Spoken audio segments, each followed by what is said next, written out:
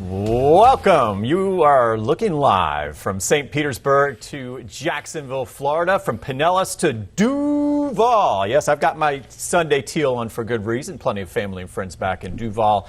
Jaguars home opener again September 7th. Home opener September 7th against the Panthers, so I'm looking for a great start to the season. But we're here, two meteorologists that love sports, we love weather, and we are updating the latest on the National Hurricane Center advisories that have been coming in with historic Hurricane Erin. And let's get this party started. And we can say, yeah, we can get the party started because it's still expected to curve to the north and northeast. In fact, I'm going to head over to the weather wall, Troy, give a little, set the table here for a little Sunday brunch here and a special live update here at 11 o'clock on 11:01. So this just came in from the National Hurricane Center. So I'm literally looking at this for the first time, like you at home. And the one thing that I notice here is that pressure is a little higher than we talked about yesterday. You remember yesterday that pressure down under 920 millibars, so 946 millibars. And sure enough, you know, the lower the pressure, the stronger the storm, higher the pressure, usually not as strong. But it's a formidable storm. We're still talking Cat 3 winds, Category 3 with 125 mile per hour sustained winds. The best news of all, instead of that west movement we saw yesterday when Robert and I were showing you, I said, we're waiting. Come on, baby. Turn, baby, turn. Well, we're seeing more of a west-northwest movement at 13, and right now 200 miles north-northwest of San Juan, Puerto Rico. So everything's still on track as far as where this is heading. And you can see this big ball of convection. Okay, central dense overcast here. The good news is the core of the system is still staying just to the north of the islands, okay? And we're expecting this core to not have any direct land impacts at this point. Bad news is, yeah, there's a lot of rain we've been tracking on radar for our friends in San Juan, Puerto Rico to St. Thomas and the U.S. and British Virgin Islands. You see the latest track here, just updating here. So we've got the 11 a.m. Don't see any surprises, still Cat 3, and we're saying it's reorganizing a little bit today, so don't be surprised. It could go back to a Cat 4, so no surprise there. 145 mile per hour winds as we head toward the wee hours of tomorrow morning. And then as we go through the week, still major Category 3. I mean, we're talking all the way through at least Wednesday, it looks like, but the big thing is that turn it's taking as we head into next week. Monday, starting to turn a little more north, and then northeast as we head into Wednesday. And the original call staying at least 700 miles to the east of Jacksonville Beach still looks like it's on track, and also splitting between Bermuda and the United States. So the little island nation's right at the edge, a little tippy of the box right there. So good news. So as we look at the tropical cone history, we've been giving kudos to the National Hurricane Center as far as the latest. It's been pretty accurate. It's been spot on for the most part here. So keeping everybody safe, informed, prepared, and connected continues here as we go through today. Not looking for any surprises, and we've got great consensus in all the models. So another close look if you're just joining us live at 11:03 from St. Pete to Jacksonville. We are talking about good news. Erin is showing signs that, yes, everything's on track, taking that north turn tomorrow as we go into the early part of the week, and then eventually to the northeast and away from the United States and between the U.S. and Bermuda. So as we zoom in, you see the blue boxes here with the tropical storm warnings. That's the Turks and Caicos Islands, the Turks and Caicos. The Bahamas in the yellow, there's your tropical storm watches. Okay, but again, it looks like the core of the system staying to the north and northeast of the islands. And then as we head through tomorrow, there it is. Really, I think this week it'll peak out first thing on our Monday morning with winds sustained at about 145 miles per hour. And then there's that curl we're talking about and turn to the east of Florida. Best news of all, but as we go through the week, yeah, this is going to send a nasty rip current, swells, seas, elevated tides. So Robert's going to be talking more about that coming up. And then there's that swing off to the north and northeast. As we look at the overall picture, there's our spaghetti models we've been showing. Good consensus. You want all the models to agree. We're seeing that right now. There's Bermuda, San Juan, even my UMET's on board along with the H-WRF. If we take a look at the wind field, again, the wind's not the big thing I'm worried about with this system, even though, yeah, it's a powerful Category 3 and soon to be 4 again today. Still keeping the highest wind speeds and the best chance of tropical storm force winds just off to the east, okay, of the United States and to the west of St. George and Bermuda. We take a look at the forecast wind. If you do have friends in Bermuda. The latest models have been much more optimistic, keeping those wind speeds in Bermuda closer to 40 miles per hour, less maybe brief tropical storm force winds. The GFS model, a little more bullish, trying to take it closer to hurricane force winds as we head into the middle of the week. But again, for Bermuda, I think the news will be good for our friends there as the core of the system does continue to stay away from the island. We take a look at the big picture here, the flooding going on. We've been showing this morning here on 10 Tampa Bay News this morning. We've had numerous flash flood warnings in the islands. St. Thomas, I was zooming in on, Robert, earlier this morning. Now we've got, unfortunately, Puerto Rico and the southern coast getting in on some amazing rainfall rates. I was picking up 3-4 inches of rain per hour. So, yeah, front and center. Your big impacts here would be the flooding, the heavy rain for the islands with those bands just wrapping around the center there. And as we look at the big picture, speaking of that center, you can really make it out on radar here. You can see the big swirl just to the north here of the Dominican Republic here. And as it continues to move off to the west-northwest. Watches and warnings, again, just a little closer look, mainly for the Turks, Caicos, and the Bahamas right now, the southeast Bahamas in the watch.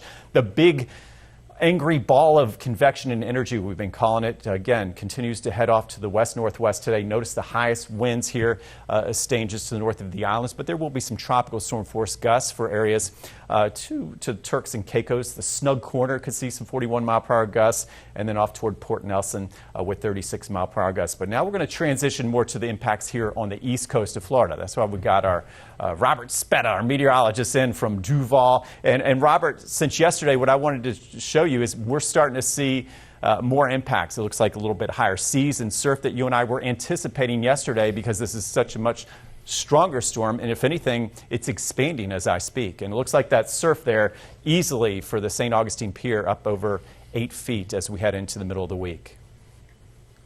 Yeah, and that's going to be one of the big things. The surf increasing out there. I mean, 7 feet plus easy up and down the eastern seaboards from this storm. Hey, and one other thing I do want to note, and this is only just kind of responding to a lot of questions and comments I've gotten about that track. We are saying this is moving towards northwest. All guidances indicate that. But I do want to continue to stress that it does appear to be still moving west, but this turn is going to be towards the north and west here soon. For everybody watching this and you're going, what? And then you might be thinking, well, I saw yesterday it moved towards the southwest. I got a fun word for you here, Mike. I know you know this one, but for everybody at home, it's called a trochodial wobble. Yeah, there's a fun little meteorological word. And basically, the storm has been kind of wobbling back and forth. Think of if you have a washing machine and you don't load it right, and it starts to spin and it goes dum, dum, dum, dum. That's kind of what happens when these storms get up to Cat 4, Cat 5 intensity. They start to do this little wobbling, but that's basically as this moves west. Now we're going to start to see that turn towards the north and west. So let's talk about, as it moves away here, as it skirts the coast of the Turks and Caicos and the Bahamas, it moves off towards the north. And this is the key thing. Look at this. So this is moving through here Monday into Tuesday, staying well towards the east of the state of Florida. Good news there, right? But what we're going to be seeing is look at the wind flow on the northwestern side of this, interacting with this high-pressure ridge located over the southeastern United States. And then you have this long fetch area. Fetch is basically the meteorological word for the amount of time wind blows over water. Think of if you're standing on a lake or even a pond. Watch the wave action and where the wind's coming from. If you're standing on the side where the wind is blowing from, there's not much waves. You're standing where it's blowing towards, there's some bigger waves. We're going to have this long fetch area pushing those bigger waves up along the east coast of Florida, and I do think we're going to be looking at those breakers 7 feet or higher at times. I mean, I know surfers, they're getting stoked about this, but this is some sketchy waves out there. I mean, there could be even some even larger than 7 feet, up to 9 feet. Plus, it's a very powerful swell, and I know that's something you don't think about when you look at waves in the ocean, but the swell power is actually a measurable thing, and with that, that's going to increase the risk of rip currents out there as well, so it can't stress enough, and I know it's silly to say, but let's say it again. Stay out of the water. I'm going to put a 4-letter word in there. I'm not going to say it. Stay out of the water, please, people. It's going to be dangerous, life-threatening, rip currents mixed in with this. Also, if you go outside in the early morning, look up at the moon. It is a kind of a waning crescent right now. We're nearing the new moon, so we have a spring tide. That means the tides are actually getting a little bit higher than your average tide. That combined with that onshore flow is going to be backing up the bays, the inlets. The St. Johns River for the east coast of Florida and Jacksonville area already is running a bit above average. So when you have those tides backed up, you already have water levels a little bit high, you could be looking at some tidal flooding. I don't expect, goodness gracious, we're not seeing Irma-type tidal flooding out there, not even remotely, but some of those classic low-lining tidal plains that you see during the, like king tide flooding, you probably are going to be seeing that, and some moderate beach erosion out there in our dunes, just because of the power and that swell. And as Mike just mentioned, that bigger wind field out there, that it's just going to be stretching, kind of pushing all this over that wider fetch area. So here's a look at that rip current through early next week. It's not just the east coast of Florida, it's up and down the eastern seaboard, all the way out towards the Outer Banks as well. And here's a look at those tides that I was talking about. Now, this is specifically for Jax Beach, so I'm just putting that there. This is right at the pier starting today. About 3:48 is your high tide Monday morning, but more so I think that 5:20 a.m. high tide and that 6 p.m. high tide on Tuesday evening, and then Wednesday morning is kind of the times you really want to watch this. Now, remember the St. Johns River, further inland is downtown Jacksonville. That high tide is probably going to be on an hour to an hour and a half, a bit after that. But those are really the big issues we're watching here on the east coast of Florida, and is why we do actually here at First Coast News in Jacksonville, we have a weather impact alert in place, not because of rain. And in fact, Mike, I'm ready. We don't really have rain in the forecast Tuesday and Wednesday. It is just going to be that stiff onshore breeze out there that's going to be creating that dangerous rip currents out here, Mike. Yeah, hey, great points, Robert. And yeah, I saw the big three, big four. And, you and I were hoping, that it would rain a bit this week, especially in Northeast Florida. The problem is when these systems miss you off to the east, they wrap all the moisture toward their center, and we've got subsidence. We can go into some big vocabulary words, but what you need to know is it's going to be unusually quiet, sunny, and beautiful, and people want to go to the beach. They want to see the big surf, and a lot of folks are tempted to get in. But I like your advice. Please stay out of the water. Let me head over to the weather wall. Let's take a look at Duval, Nassau, back into St. Johns County. Now, it is going to be an active afternoon. This is not associated, okay? You always have to remind, it's not associated with Erin, okay? It's going to be heading away. It's making that turn. But there's going to be plenty of lightning in the area. We talk about lightning safety all the time. We already have some lightning near areas right off JTB toward Jax Beach, watching the lifeguard house there. And it may not be raining where you're at, but most folks are struck by lightning when it's dry outside. So we know we don't wait, we don't hesitate, because it will be too late if you hear thunder and you don't get to your safe spot. So this afternoon, look for increasing showers and storms across the First Coast. Right now we're seeing along A1A, then it's going to start to slowly move to the west along JTB, and then we're going to start to see areas toward I-95 light up, Highway 17 across the St. Johns River as we head through the afternoon. So that will be a big story. Could be some pretty good gully washers. Can't rule out some flood advisories like yesterday. And then notice as we head toward Tampa, we've got Crystal River, Tampa, and St. Pete. I just took a weather observation here. Man, it's hot. I mean, we put a weather impact alert here in effect in Tampa Bay, first for the heat.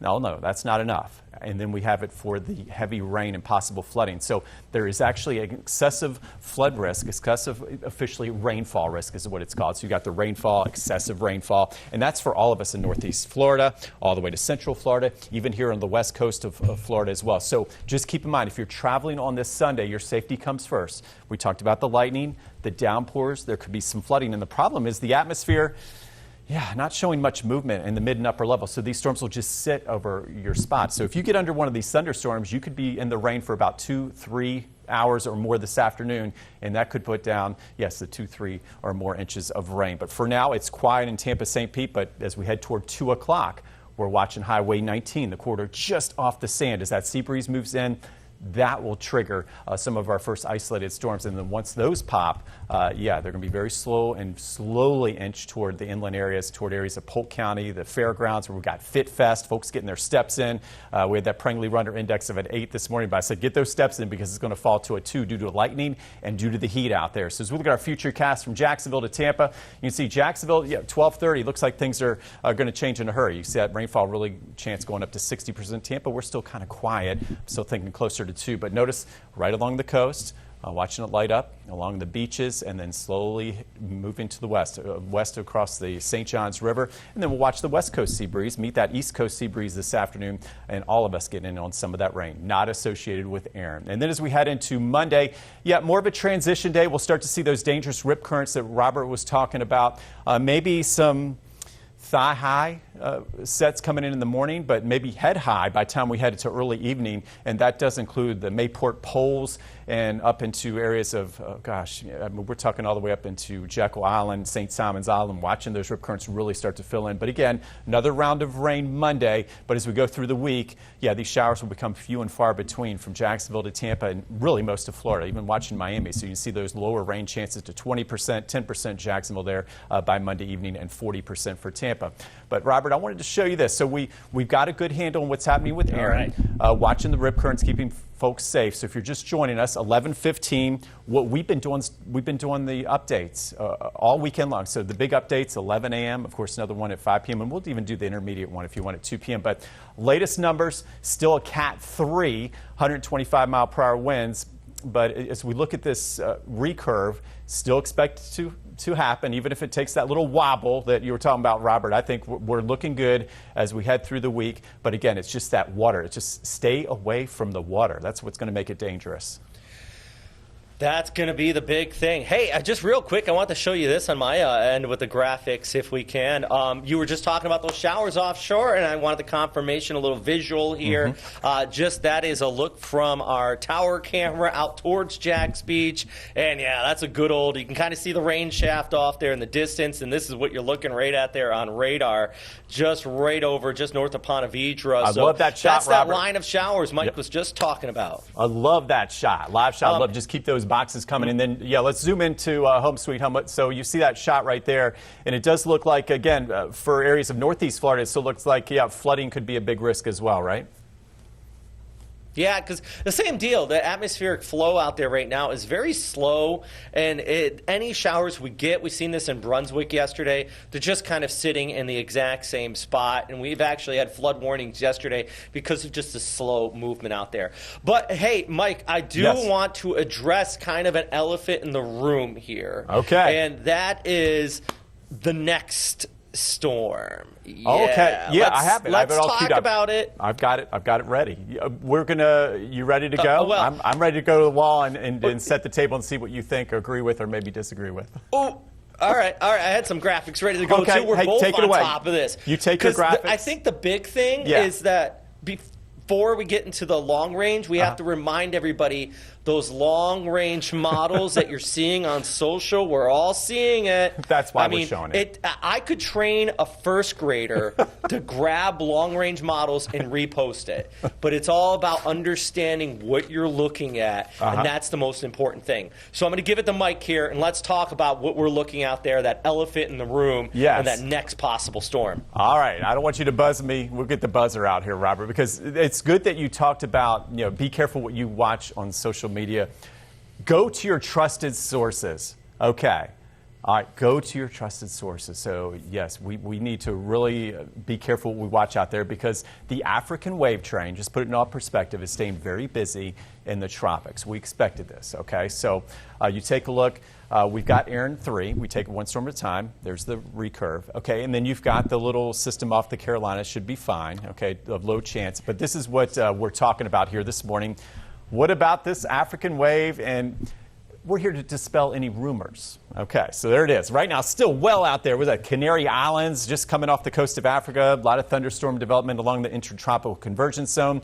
The National Hurricane Center has an X, and then you've got the box here lit up in the central Atlantic. So we have all week to watch it, okay? And right now it's just given a 20% chance of development as it crosses into the inland. So pretty interesting. You've got Erin here in this envelope, and then you've got the box hot on its heels telling us that African wave train is alive and well.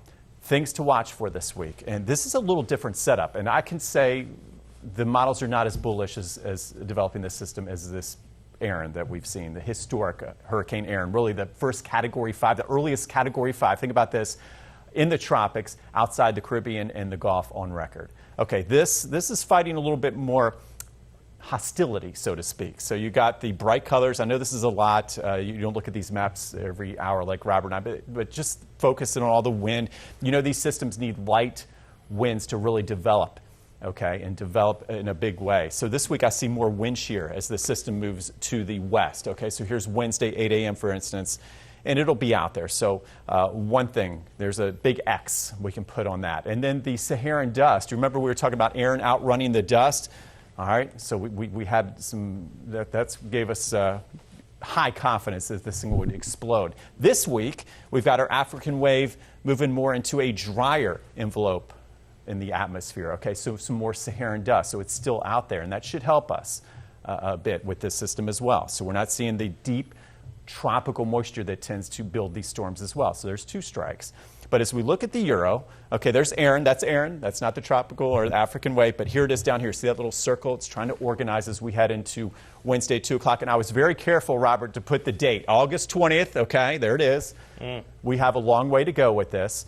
And then as we keep this into motion, nice. There you go. We're still seeing it just kind of a weak low. I mean, you're not seeing anything big. You're not seeing a big web of isobars. Look at the difference between Erin and this African wave. And this is Friday, August 22nd. And then a lot of the models kind of just, it'll try. It looks like a little better organized. You're getting the wind trying to wrap around the center. Maybe way too early, okay, because this is a good week out south of Bermuda. Maybe watching it a little closer. And then the models just kind of have it come up a little bit farther to the north and northwest, and likely, and we'll see, but basically more than 7 days out, basically too early. Okay, that's the key with the Euro. So just keep in mind, no threat to land, way too early to call, intensity, even if it develops at this point. Then there's the American model. This is usually the bullish model of the two, and of course, probably be a little more interesting, right, for us. So here you go. You got the African wave. Here's Monday as we go through next week. This is actually August 27th, Wednesday. This is an envelope about 10 days out. So you know the rule of thumb I use, anything more than 7 days out. Yes, a lot of times it's fantasy land, so especially with the GFS. And you can see this is getting a stronger storm, possibly a named system in the Gulf and maybe the Caribbean here. So we'll keep an eye on this. So, this Mike, is 10 days out what there, I've been right? seeing Robert, on like socials is basically a clip of that right there. Yes. This would be something to be careful of if you're on the internet. Don't lose sleep over it. We're here to dispel the rumor that right now we are not paying attention to that model. So again, 2025 hurricane names. We'll let Robert take it away with his synopsis. But at this point, you can see we've had Erin, the Category 5. The next named system could be Fernand, or we may wait a little longer. So for now, I'm still optimistic that even though it's a busier pattern, maybe not quite as big of a threat as we head into the next 7 to 10 days.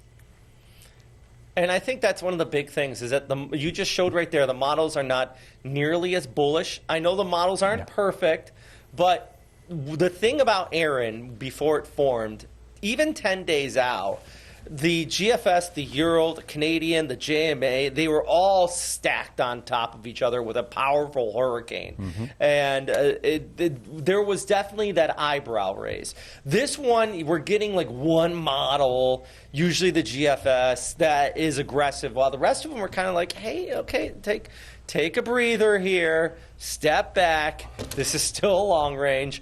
And here's the other thing. Yes. The path forecast for this, since Erin just kind of moved through these same atmospheric dynamics, it'll probably be moving in a very similar area with this area of low pressure. And another thing you don't quite often think about, Erin's a powerful storm, right? Mm-hmm. So what we're getting is a lot of upwelling. It goes out there, it stirs up the ocean. So if this did go in a very similar path, It actually would be moving over relatively cooler sea surface temperatures than Erin had because it stirred up the ocean there, and then you got that area just kind of following behind it. But beyond that, this is still vastly, vastly, vastly uncertain, and I think that's the key thing to take away from this. This is still a tropical wave. It is not as bullish as Erin was. And still, when we're looking at, right here, this is another look at that GFS model, the 21st into the 22nd. And let's look all the way out to the 25th, 26th. Yeah, that looks scary for Florida. And I know that anybody that looks at this, they're probably thinking, oh my, that looks a lot like Helene or Ian. And I get your fears for the West Coast when you see that. But this is not current. This would be the 28th. This is still very long range, and there's so much going on out there. I say this time and time again, and I like using – actually, I'm going to put this graphic up. Let me see if I can find it. This is my favorite graphic, Mike, for talking about the long-range forecast. Do you ever play you ever watch Price is Right? You got yes. Plinko. Yeah. Or for me, Pachinko when I lived in Japan. This is a very classic game. You drop that disc, the further up you go, the more options you got. Yeah.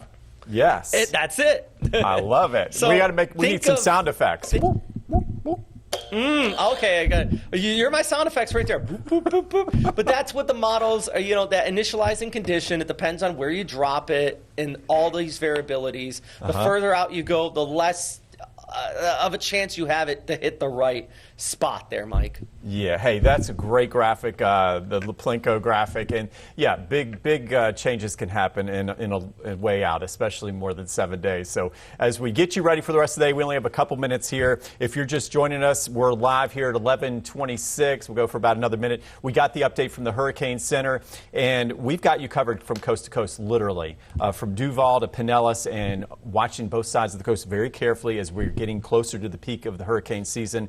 I've got meteorologist Robert Speta here with his wonderful synopsis here, and I'm watching this with him. We've got Hurricane Erin officially at 11 a.m. with 125-mile-per-hour winds, moving west-northwest at 13, that pressure at 946.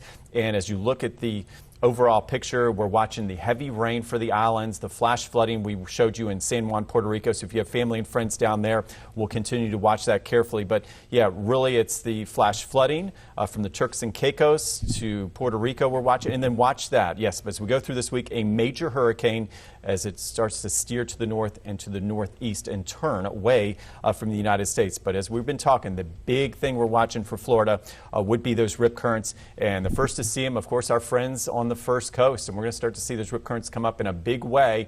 And you may even, Robert, see some of those long swells come in. Some of those swells start to come in well ahead of the actual swell as we head through this afternoon. So we'll keep an eye on that. And also the rain. So we're talking about heavy rain, possible spots with some flooding with the very slow movements of storms, and that would include areas of Jacksonville, St. Augustine, all the way back here into Tampa. So we appreciate you joining us, and Robert and I, we're ready to go. So we'll do another update, at least with the intermediate advisory at 2 p.m., and we'll talk more about our active radars and the latest in the tropics. We appreciate you joining us. I'll see you then.